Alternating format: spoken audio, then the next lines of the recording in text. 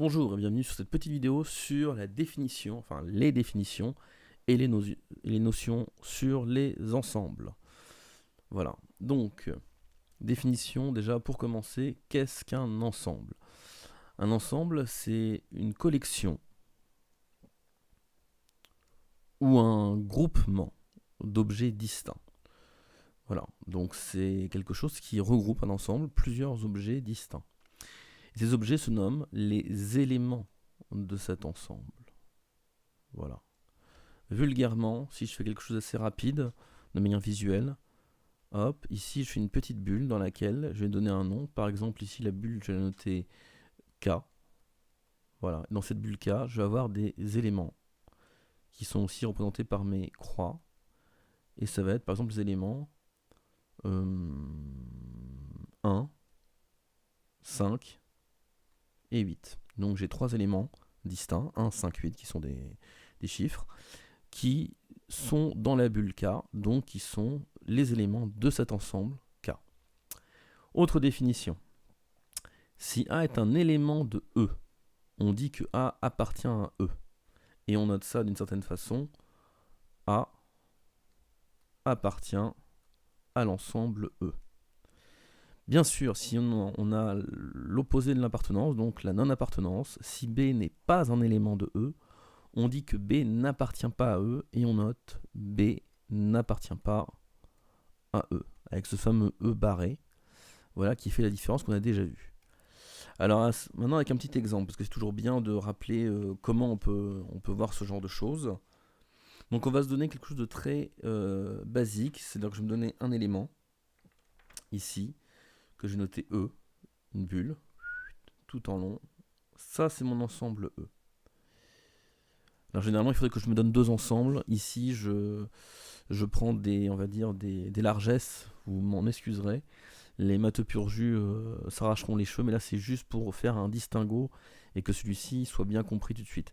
J'ai un ensemble E. Généralement cet ensemble E, il peut se trouver dans un ensemble plus grand, qui porte le nom d'ensemble univers par exemple. Bref, passons. Et dans cet ensemble E, je vais avoir des objets.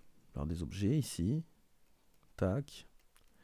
Donc chaque croix peut être assimilée à des éléments. D'accord ? Bien sûr, j'en ai à l'intérieur, mais j'en ai aussi à l'extérieur de cet ensemble. Et c'est là que ça va faire grincer des dents. Je ne peux pas avoir des éléments à l'extérieur si j'ai pas défini un ensemble global. Mais bref, passons. Ça, c'est vraiment pas grave. C'est juste pour donner un peu une signification.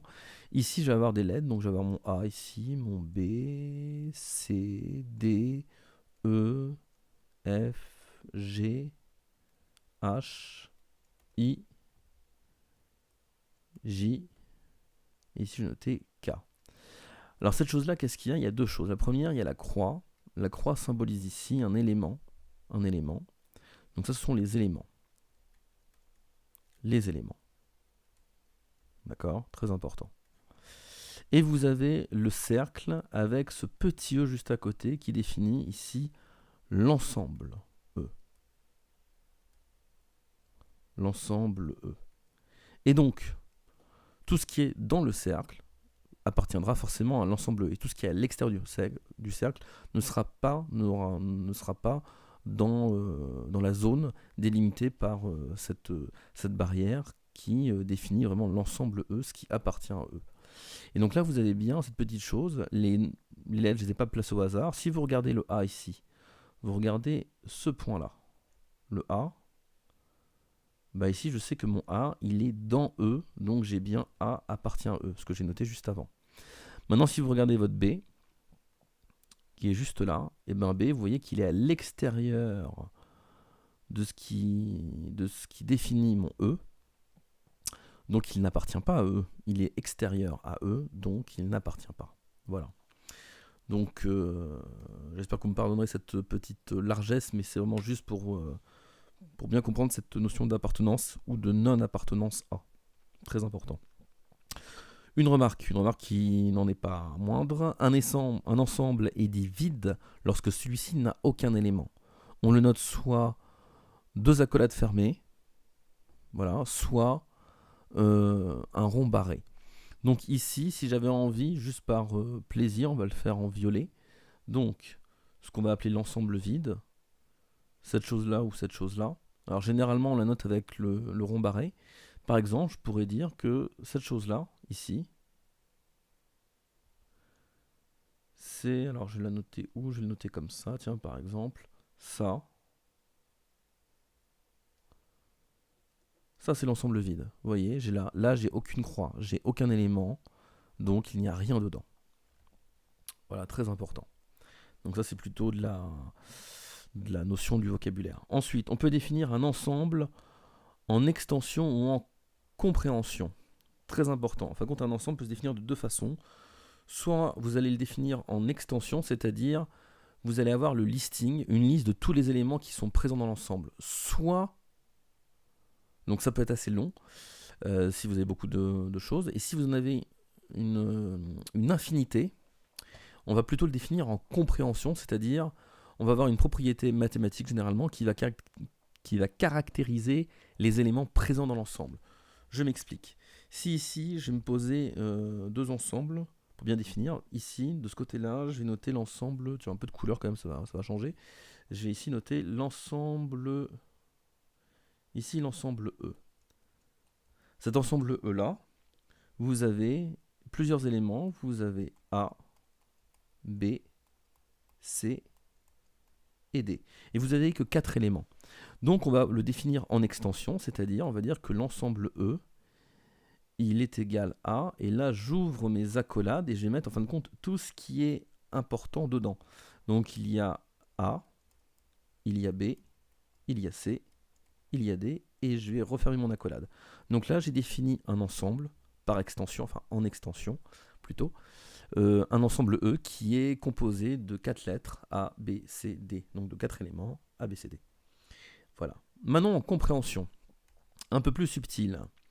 Je vais me donner un ensemble tranquille, ici, que je vais noter F. Alors, il me faut un peu plus de place. Vous allez comprendre pourquoi. Ici, c'est l'ensemble F.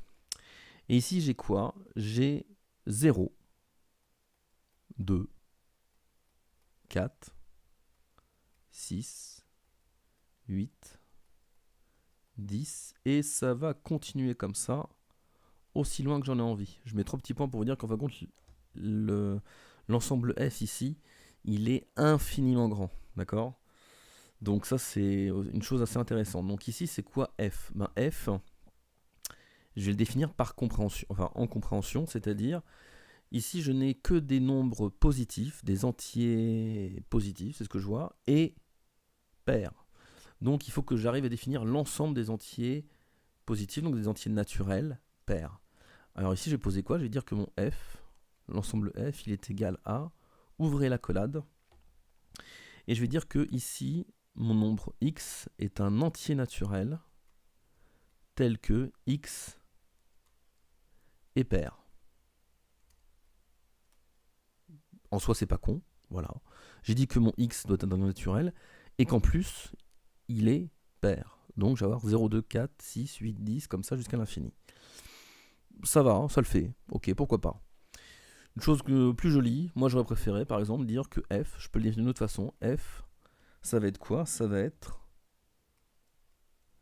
2x, c'est-à-dire que ce sera un nombre 2x tel que x soit un entier naturel. Ça veut dire que si mon x, il vaut 0, 2 fois 0, ça fait 0, j'ai l'élément 0, voilà. Si je poursuis, avec 1, 2 fois 1, 2, j'ai l'élément 2, si j'ai 2, 2 fois 2, 4, et ainsi de suite. Et donc là, j'ai bien l'ensemble de tous les entiers naturels pairs. Voilà. Donc merci d'avoir suivi cette petite vidéo sur les définitions et notions sur les ensembles. Les premiers pas, les petites choses à savoir. Merci.